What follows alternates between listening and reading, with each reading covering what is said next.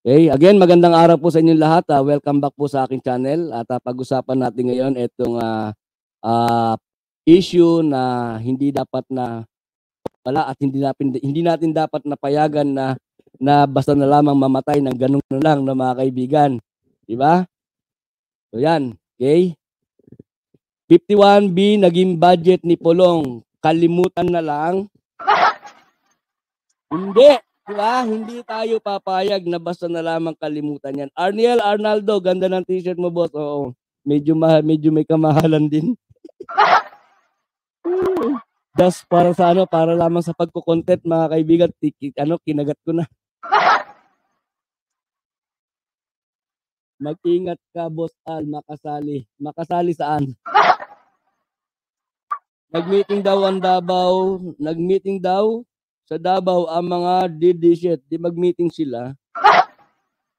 So ito mga kaibigan, pag-usapan natin itong 51 billion naging budget ni Pulong.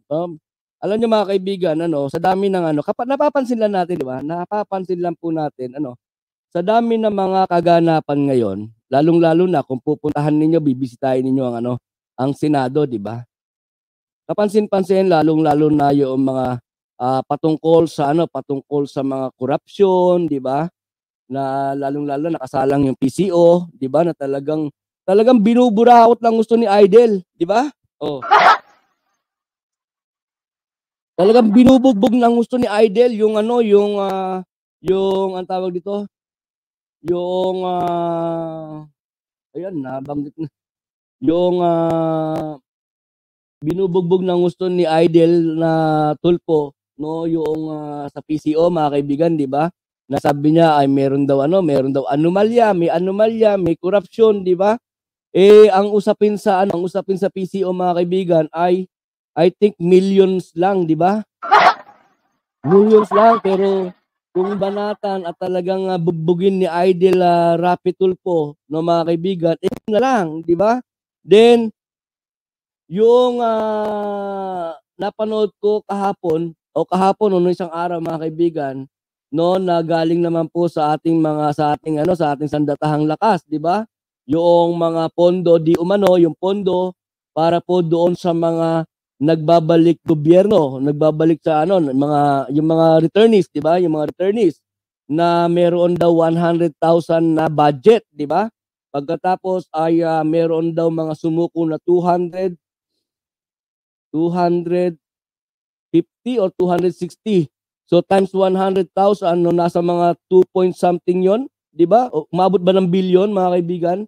260 times 100,000, no, nasa million pa rin, no, million pa rin. Pero kung bakbakan ni Idol Rapi Tulfo, ganun na lang, no, mga kaibigan.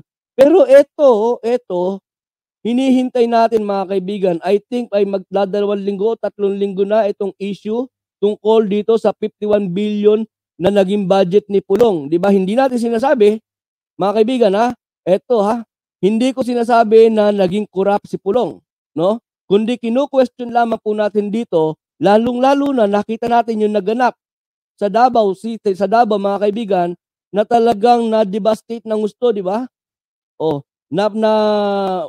Maraming nawasak, maraming naging naapektuhan ng pagbaha, di ba? Marami na naapektuhan, mga kaibigan. Tapos malalaman natin before pa nung kalamidad, mga kaibigan, di ba? Na ito palang 51 billion na ito. Joseph Bangod, shout out. Na itong 51 billion pala na ito, mga kaibigan, ay naging budget niya ito nung last 3 years ng kanyang tatay bilang presidente. So, ang laki ng budget na ito, mga kaibigan, di ba? Kung sana, dahil ang pagkakaalam ko, this 51 billion ay talagang naka-allocate po ito para sa infrastructure project, para doon sa mga para po doon sa bilis lobat.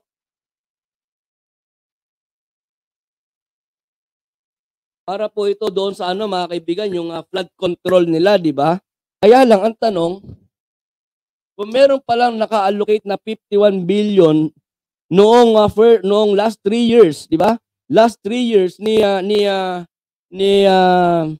tatay niya bilang presidente, mga kaibigan, So 3 years, so last 3 years, so hanggang 2022 o 2022, tama 2022, 'di ba mga kaibigan? Ano ang ginawa nila? 'Di ba? 2022, 2023, 2024, mga kaibigan, ano ang ginawa nila? Bakit hindi man lang naayos yung flood control sa Davao? At umabot pa nga sa nakaranas pa yung mga Davaoenyo ng ganong pinsala nung nakaraang pagbagyo. 'Di ba kaya ang tanong ng netizen, at ito rin ang tanong natin mga kaibigan, saan ginamit yung 51 billion? Ngayon, ang tanong ito pa. Kung questionable yung pagkakagamit dahil tahimik nga itong si Pulong eh. 'Di ba? Tahimik itong si Pulong mga kaibigan. Kung questionable ang pagkakagamit o pagkakalabas ng 51 billion na ayon sa sa DPWH ng Davao ay talaga namang natanggap nila yung 51 billion, 'di ba? And kung matatandaan ninyo yung content ko nung nakaraan, ang sabi ko, ang tanong natin doon mga kaibigan, hindi kaya ginamit lamang yung DPWH. Dumaan lang sa kanila ang pera pero walang project na ginawa, 'di ba? And tama yung ano natin, 'di ba tama yung hinala natin dahil nakita natin yung pinsala sa Davao mga kaibigan. So ang tanong, kung merong ganito na questionable yung naging budget, no? Naging budget ng isang politiko, lalong-lalo na congressman, 'di ba? Hindi ba dapat na ito yung dapat na maging priority? 'Di ba? Ito yung dapat na maging priority na pag-usapan nila. 'Di ba? Imbestigahan nila. Dahil unang-una kabaro nila ito. Kapolitiko nila ito. 'Di ba? So dapat na sana kung talagang itong mga politiko natin sa Pilipinas ay naghahangad po na magkaroon talaga ng malinaw na transparency, 'di ba? Tungkol lalo-lalo na sa paggasto sa pera ng bayan, dapat sana ito yung unahin nila. Hindi kung ano-ano yung pinag-uusapan nila sa Senado. 'Di ba mga kaibigan? Oh, hindi kung ano-ano mga wala namang katuturan. Hindi ko sinasabing lahat walang katuturan, pero dapat alam nila kung ano yung priority na dapat nilang pag-usapan at imbestigahan. 'Di ba? 51 billion is 51 billion mga kaibigan. No, napakalaking halaga niya. Pero ang maganda diyan mga kaibigan, ang good news diyan ay etong kasama po dito sa Makabayan Block sa Kongreso ay nagsabi na po no nung nagpaunlak siya ng interview doon sa mga vlogger na nandoon po sa Kongreso, ay sinabi nila na pinaplano na nila, no? Excuse me po.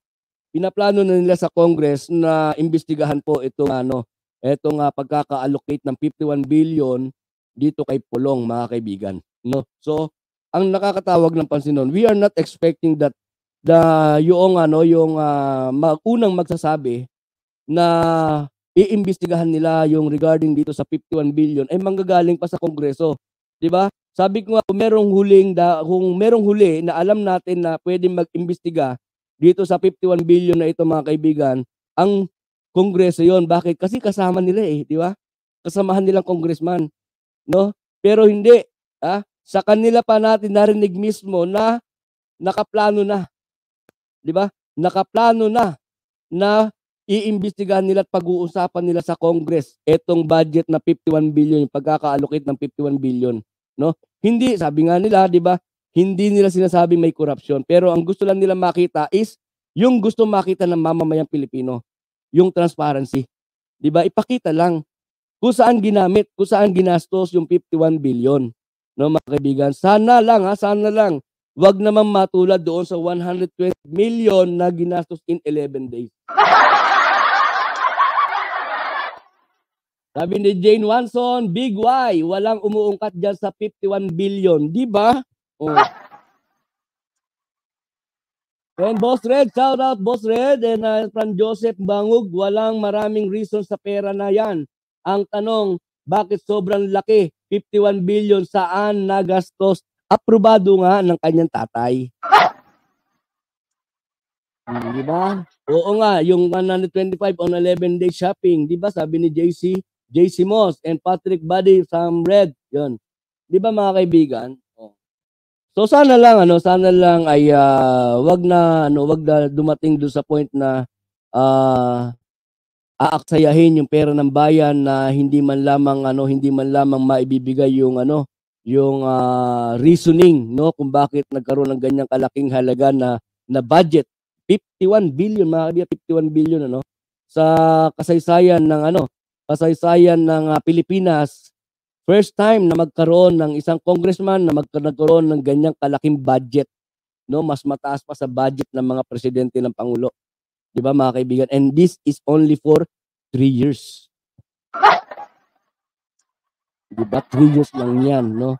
Alam niyo, wala naman dapat sisihin dito si Pulong, eh. Sisihin niya sarili niya, 'di ba?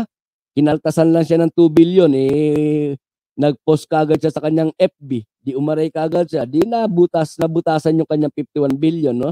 Na dapat sana, ako naniniwala ako, mga kaibigan, na kung hindi nag-ingay si Pulong, kung hindi siya nag-ingay sa 2 billion na kinaltas sa kanya, hindi naman mapag-uusapan yung 51 billion, eh, di ba? Oh, lahat tayo nagulantang lang. 'Di ba? Lahat tayo ay nagulantang na meron palang 51 billion. 'Di ba, mga kaibigan, 3 years para sa isang distrito, napakalaki nung 51 billion, mga kaibigan. Saka sagot siya ng sagot, di naman siya si Pulong, sabi ni ano yun? Sino ba sumasagot? Recto Macaraeg, sabi ni Recto Macaraeg, puhunan ni Pulong yan sa shabu. Huwag kayong ganyan, huwag kayong ganyan, ha? Oh. May po raw siyang bahay sa Antipolo, sabi ni Rowie. And Cheryl, shout out from Patrick Lopez. Alam naman namin yung pinatutuhanan ng DPWS at DBM na humawak ng 51B si Pulong. Ang tanong namin, asan yung mga proyekto, yung sa paliwanag nyo, mga engot na DDS, diba? So yun, no, mga kaibigan, ang taong bayan ay naghihintay ng paliwanag. Diba? Ang taong bayan ay naghihintay ng paliwanag tungkol dito sa 51 billion. Hindi ang gustong marinig ng taong bayan ay yung patuloy na paninira, di ba? Yung patuloy na paninira at pagbanat. Lalong-lalo na etong si Pulong, no, na nasasangkot diyan sa 51 billion na budget na yan, mga kaibigan. Ano yung sinasabi ko? Di ba? Ano ba yung sinasabi ko, mga kaibigan? No, na ano ba yung sinasabi ko na sagot na hindi akma, no, mga kaibigan, at hindi yun ang gusto marinig ng taong bayan. Di ba? Ito, pakinggan nito, mga kaibigan, ha? Ito yung sagot ni may pahayag si Pulong. No, ang layo-layo, mga kaibigan. Di ba? Ang layo-layo. O eto, na imbis na sana sumagot siya, no, mga kaibigan, ipaliwanag sana yung tungkol sa 51 billion, ay hindi. Iba yung kanya sinagot, mga kaibigan. At naninira pa rin, patuloy na naninira. Ito, pakinggan ninyo, mga kaibigan.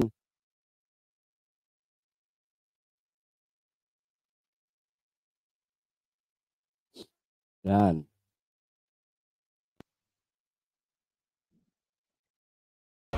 Pasiglain na ninyong gitanaw, pasiglain na ninyong gitanaw, bagong Pilipinas na, bagong baliw. Pasiglain na ninyong gitanaw, bagong Pilipinas na, bagong baliw. Pasiglain na ninyong gitanaw, bagong Pilipinas na, bagong baliw. Bagong baliw. Bagong baliw. Bagong baliw. Pasiglain. O, di ba, mga kaibigan? Pasiglain na ninyong tama na. Sobra ka naman na, tama na. Di ba? O, imbis na pagka magsasalita siya ay ipaliwanag niya yung tungkol sa issue ng 51 billion, di ba, mga kaibigan? O, lalong-lalo na, nagkaroon ng kalamidad sa Davao. Di ba, mga kaibigan? Bakit hindi yung paliwanag niya? Hindi, bumanat pa siya. Pati yung bagong Pilipinas, ano ang tawag niya sa bagong Pilipinas? Bagong baliw. O, di ba, mga kaibigan? Tama ba yun? Okay, naiintindihan ko, di ba? Naiintindihan ko, gusto niya lamang i-divert. No? Gusto niya i-divert yung isipan ng mga taong bayan na nagtatanong tungkol doon sa 51 billion. Kaya bumabanat sila. Di ba? Bumabanat sila ng bumabanat, mga kaibigan. Di ba? Pero yung ang ganda-ganda ng vision ng Pangulo ng Pilipinas tungkol sa bagong Pilipinas, sasabihin mo na bagong baliw. 'Di ba? Baka sila yung nababaliw, mga kaibigan. 'Di ba? Baka sila yung mga bagong baliw dahil sa kasakiman, 'di ba? Dahil sa droga, dahil sa fentanyl, dahil sa marijuana, dahil sa pera, 'di ba? Lumalabas yung mga bagong baliw. Sabi ni Joseph Manawa, bagong baliw, baka bagong 51 billion na naman ang gusto mong pulong. 'Di ba, mga kaibigan? Oh. So yun, mga kaibigan, kung meron po kayong comment diyan sa ating naging content ngayon, no? Ay 'wag po kayong mag-atubili na magpindot po ng inyong comment diyan sa comment section, no, mga kaibigan, and please don't forget to like and share po yung ating video, no, mga kaibigan. Alright. Siya ang baliw, addict, sabi ni ano. And Fedelin Barreto, shout out. Okay, so ito, mga kaibigan, puntahan natin yung last na content natin. Naka-apat tayo. Diba? Ito, pag-usapan natin 'to, mga kaibigan, no. Ano na lang 'to, kumbaga pasadahan lang natin.